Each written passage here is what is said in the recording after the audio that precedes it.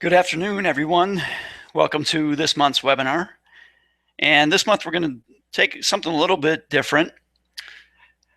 For those of you who might know or might not know, the gentleman who co-wrote The Millionaire Next Door died in March from a car accident.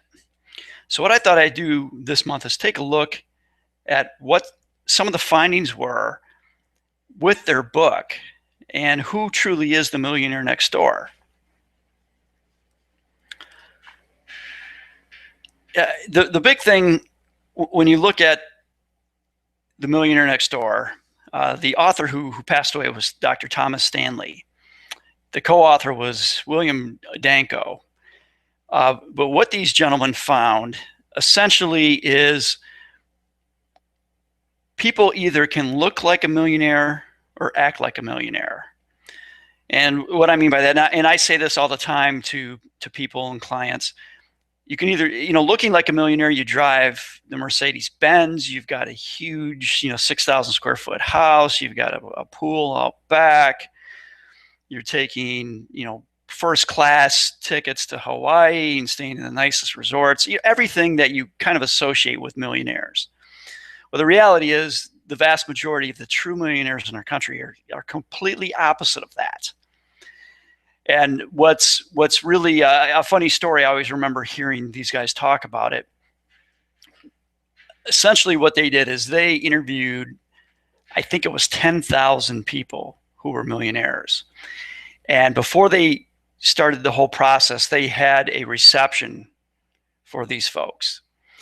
So, they figured these folks are millionaires. They're going to want the finest of everything. So they reserved, a whole floor on the Hilton, the big conference room there. They had it stacked with champagne and caviar and all the things you think that millionaires would enjoy for food and beverage. Well, the first gentleman who walks in kind of comes in with overalls and a flannel shirt, and the folks running the reception thought, well, this guy's obviously just happened into this reception area. He doesn't belong here. They ran up to him and they're going to try to get him out of there before the wealthy millionaires show up and see this guy. Well, it turns out that this guy's on their list. So they check him in and he starts looking over the food. And after a couple minutes, he comes up to the, Stanley and Danko and says, hey, can somebody just go get me a beer? And what they found is all the people that kept coming into this reception were just like the first gentleman. They didn't have the expensive taste. They were very common folks. And it's funny, the original title for The Millionaire Next Door was actually called Big Hat, No Cattle. And it kind of goes with one of the people that they interviewed. It's a saying, if you're from Texas, you probably know this pretty well. People with the big hats, expensive hats, but they don't have any cattle, nothing behind it. And the reality is, the people who build true wealth may not have a big hat, but they've got lots of cattle. And the book, for a finance book, it sold over 3 million copies. And oddly enough, it turned the two authors into Millionaire Next Door. Dr. Stanley, who passed away, was in research in the college profession.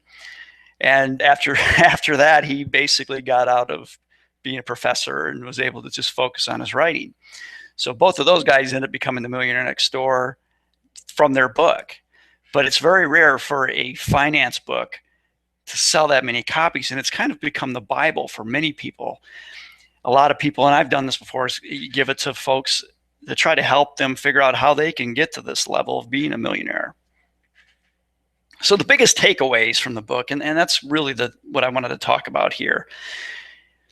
Obviously, as you can imagine, people who aren't living high in the hog, they're living well below their means. And what they found when they surveyed the 10,000 millionaires is these folks are saving at least 15% of their income.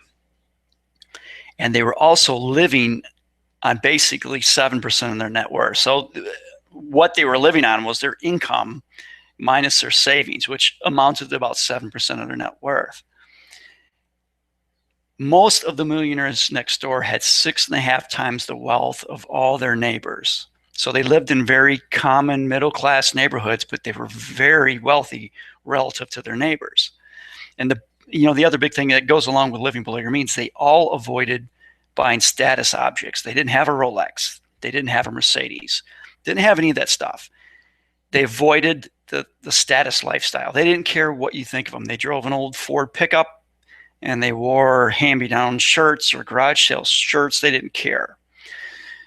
Another thing, big takeaway, is 2/3 of the people that they looked at were self-employed. Now that's pretty impressive when 2/3 of the millionaires were self-employed, but only 20% of the workforce are business owners. So that kind of shows you that owning your own business is certainly one of the quickest ways, or one of the best ways, to build wealth.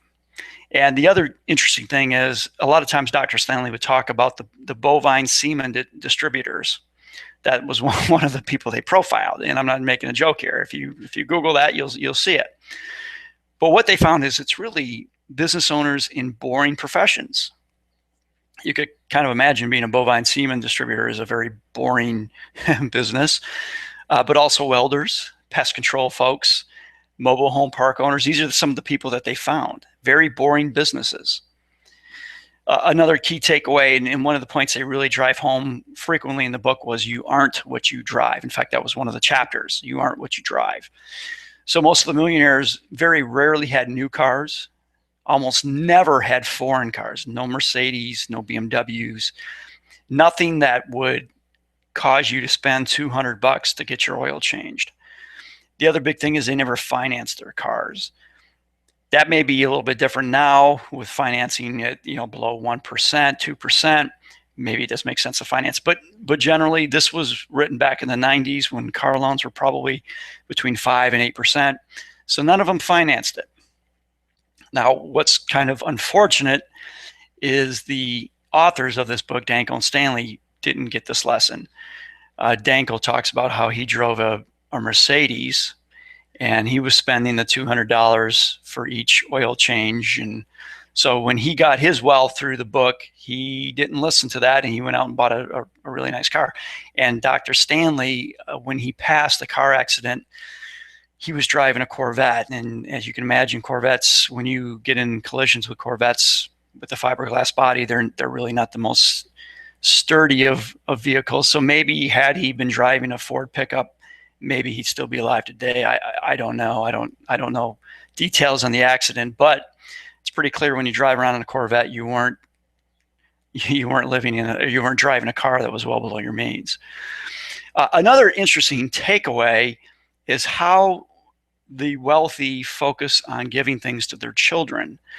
What Dr. Stanley and Mr. Danko found out was those parents who didn't lavish their children with money, who didn't lavish them with gifts, their children end up building more wealth than those that were given things. Kind of a good lesson here. If you do build wealth, the worst thing you can do is start to give it to your children. You should not enable your children with any of their habits. You shouldn't help them out. You shouldn't co-sign for anything. It's okay to maybe make a one-time distribution. In fact, that's what they kind of found when some of these wealthy folks, when their kids would enter school, or if their kids were getting married, they would make a one-time gift, say, hey, this is a one-time gift, manage it wisely. And the children typically did. But those that kind of came to mom and dad for as a checkbook, those kids never built wealth on their own. In the book, Danko and Stanley kind of talk about the wealthy versus the non-wealthy. And they had actual phrases for this. They called the wealthy people prodigious accumulators of wealth, or PAWs, and under accumulators of wealth, or UAWs. And they had kind of a factor that you should look at for yourself to see if you're a PAW or UAW. So you take your age, multiply that by your pre-tax annual income, and divide by 10%. And if you hit that number, then you can say that you're a prodigious accumulator of wealth. If you're under that number, then you're a UAW, under accumulator of wealth. So, for example, let's say you take a 40-year-old, makes $100,000 a year. Well, plugging that in, 40 times 100,000, that gives you 4 million. You divide that by 10, so they should have a net worth of $400,000.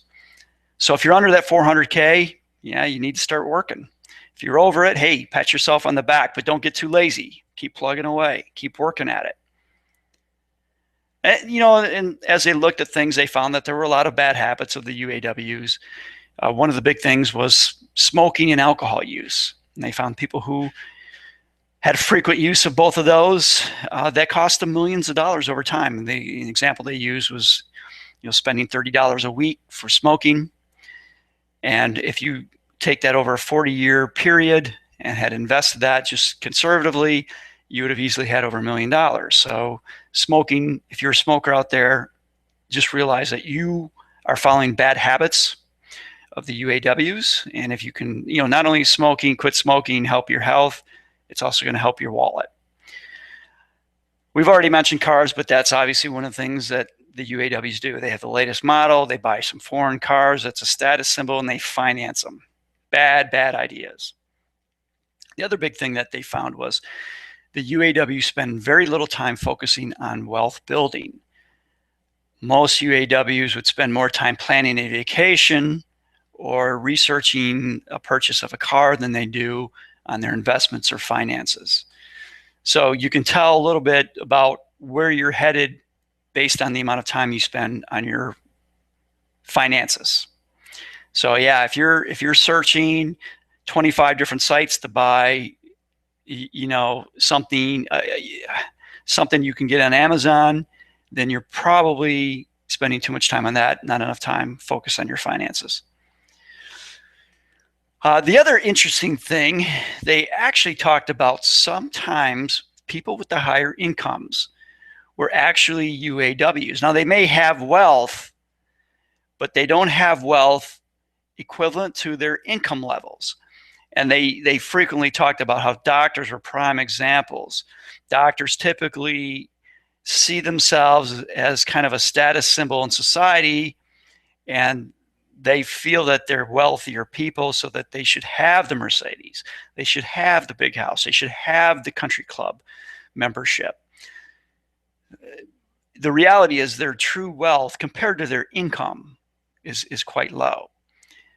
They wouldn't pass that test where I'm talking about you take your age times your income divided by 10%. So that was kind of interesting. They found a direct correlation to the higher your income, the more you were probably going to be a UAW. Doesn't mean that they didn't, a doctor may have $1 million, but if a doctor's making $400,000 and that doctor's 50 years old, then they're clearly not saving wealth or building wealth the way they should. Some other interesting tidbits. What most people might assume is the fact that the people with English descent would have more wealth when you look at various ethnic groups.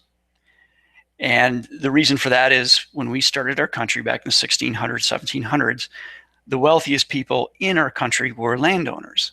And most of the landowners were originally from British descent. They were the ones who owned the land in the US. So you would think that they might carry on, pass that wealth to their children and their grandchildren, great-grandchildren, but that's not the case. They found that that's just not happening. In fact, oddly enough, the wealthiest people are the Scottish.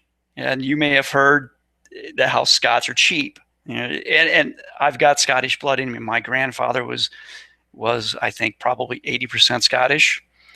And I know I inherited his cheapness. And just ask, if you don't believe me, just ask my wife. But what they're finding, the Scots, yeah, they're cheap, but they're wealthy.